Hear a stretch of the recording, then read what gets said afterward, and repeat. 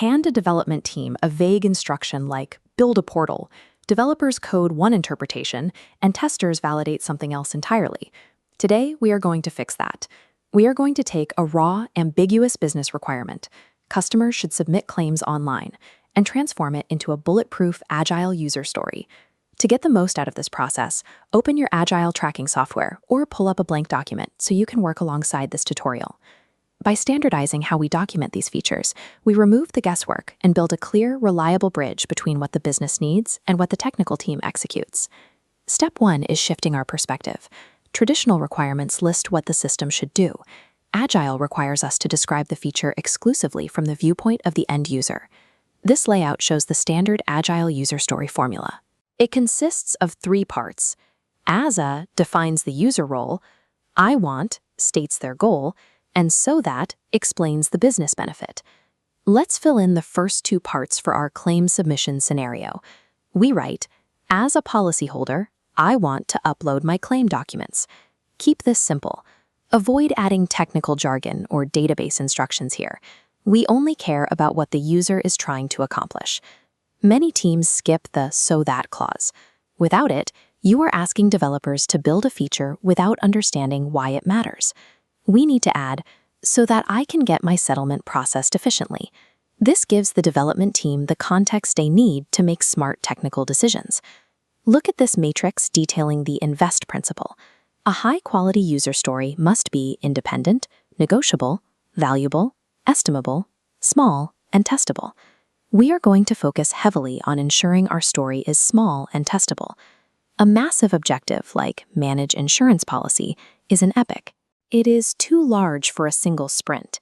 To meet the small requirement, we have to break that epic down into individual implementable stories. By defining a clear user role and specific goal, we create a stable reference point, ensuring stakeholders and developers share the same desired outcome. Our user story defines the destination, but it introduces a new problem. How does a developer know exactly when to stop coding? This split screen compares a standard bulleted list of requirements to a behavior-driven logic tree. By formatting our acceptance criteria into given, when, and then statements, we remove ambiguity and create testable boundaries. The sequence starts with the given state, which establishes the necessary preconditions. For our example, we write, given the customer has an active policy. Next is the when trigger, detailing the specific action the user takes. We add, when the customer uploads valid claim documents and clicks submit. Finally, we outline the then outcomes. Then the system should validate the files, generate a claim number, and send an SMS and email confirmation. The developer now has an exact set of conditions that must pass testing.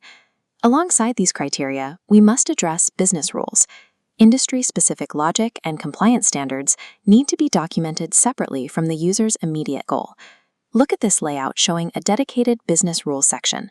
Here, we outline strict constraints, like enforcing that the policy must be active at the time of the incident, and capping document uploads at a 5 MB file size limit. The user story tells the team where they are going. Acceptance criteria and business rules provide exact guardrails keeping them on the right path. Before any feature can be shipped, it has to pass the definition of done.